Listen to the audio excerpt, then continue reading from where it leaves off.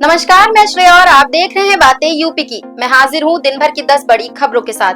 पुलवामा आतंकी हमले की छठी बरसी पर प्रधानमंत्री मोदी, अमित शाह, राजनाथ सिंह और कांग्रेस अध्यक्ष खड़गे ने शहीद जवानों को श्रद्धांजलि दी। पीएम मोदी ने उनके बलिदान को याद करते हुए कहा कि आने वाली पीढ़ियां इसे कभी नहीं भूलेंगी।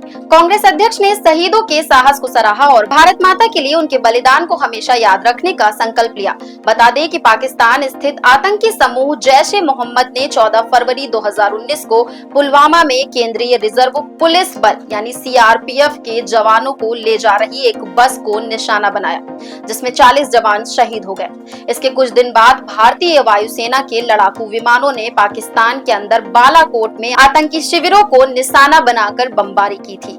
नाबार्ड यानी national bank for agriculture and rural development के अनुसार उत्तर प्रदेश में एमएसएमई सेक्टर 2025 से 2026 में 52% विकास दर हासिल करेगा।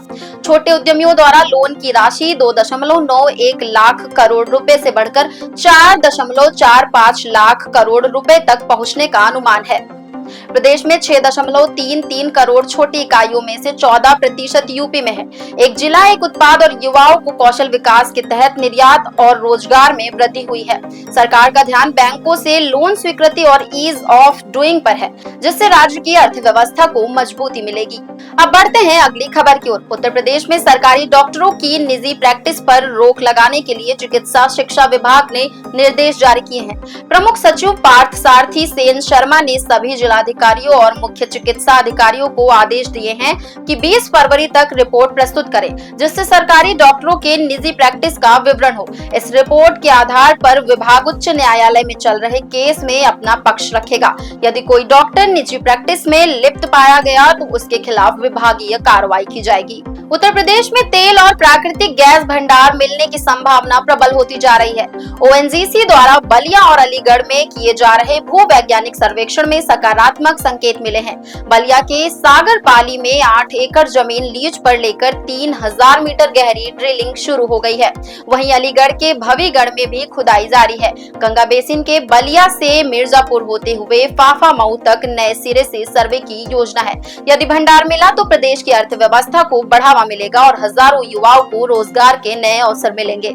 इसी के साथ अब बढ़ते हैं अगली खबर की ओर। उत्तर प्रदेश में बिजली बिल के पुराने बकाये पर राहत देने के लिए एक मुश्त समाधान योजना 15 फरवरी तक लागू है। इस योजना के तहत उपभोक्ताओं को ब्याज में छूट मिल रही है, जो 15 फरवरी तक उपलब्ध रहेगी। अब तक 37.50 लाख उपभोक्ताओं में से 8 लाख ने ही बकाया जमा किया है, जबकि 5416 करोड़ रुपए का बकाया बाकी है।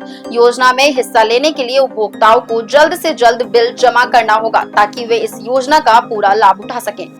यूपी सरकार ने भू आवंटन और पट्टों में गड़बड़ी को लेकर सख्त कार्रवाई की है। सीएम योगी आदित्यनाथ के निर्देश पर पीसीएस अफसर गणेश प्रसाद सिंह को बर्खास्त कर दिया गया है। उन्हें कुशीनगर में तैनाती के दौरान भ्रष्टाचार के आरोपों का सामना करना पड़ा।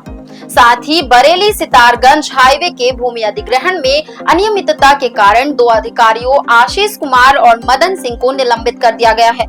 इस मामले में 200 करोड़ रुपए के घोटाले की भी जांच चल रही है। प्रयागराज महाकुंभ में भंडारों से बचा हुआ खाना जरूरतमंदों के लिए संजीवनी बन रहा है। यहाँ चल रहे 50 से अधिक भंडारों में श्रद्धालुओं के भोजन के बाद बचा खाना 10,000 से अधिक परिवारों का सहारा बन गया है। सफाई कर्मी और अन्य जरूरतमंद लोग इस खाने से अपना और अपने परिवार का पेट भर रहे हैं। वे रोटियां और चावल सुखा कर घर ले जा रहे हैं, जिससे ये भोजन उनके मवेशियों के लिए भी उपयोगी हो सके। सफाई कर्मियों का कहना है कि ये व्यवस्था 3 महीने तक उनके पशुओं के लिए चारा उपलब्ध कराने में मदद करेगी।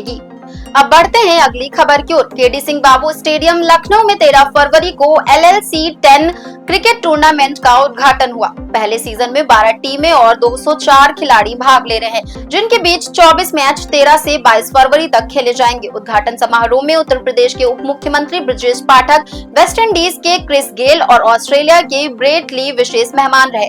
पहले मैच में IIMT मेरठ इन्वेंडर्स ने वेंकटेश्वरा लायंस मुरादाबाद को आसानी से हराया। लीग में विजेता को 10 लाख और अन्य आकर्षण पुरस्कार दिए जाएंगे।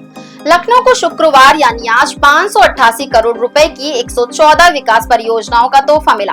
केंद्रीय रक्षा मंत्री राजनाथ सिंह, सड़क परिवहन मंत्री नितिन गडकरी और मुख्यमंत्री योगी आदित्यनाथ ने परियोजनाओं का लोकार्पण और शिलान्यास किया।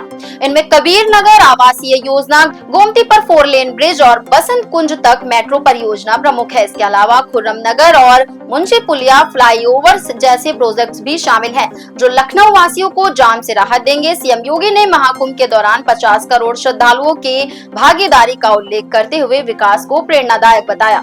अब चलते चलते एक नजर डाल लेते हैं उत्तर प्रदेश की मौसम की ओर। उत्तर प्रदेश में मौसम में उतार चढ़ाव जारी है। 19 फरवरी से मौसम में बदलाव की संभावना है, जब पश्चिमी उत्तर प्रदेश में गरज चमक के साथ बारिश हो सकती है। लखनऊ में तेज पश्चिमी हवाओं के कारण ठंडक बढ़ी है और गुरुवार को अधिकतम तापमान 26 डिग्री सेल्सियस रहा। अयोध्या में न्यूनतम तापमान 9 डिग्री सेल्सियस रिकॉर्ड किया गया।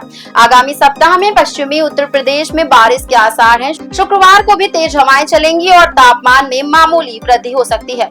तो ये थी दिन भर की 10 बड़ी खबरें। ऐसी खबरों को देखने के लिए देखते रहें और करते रहें बातें यूपी की। धन्यवाद।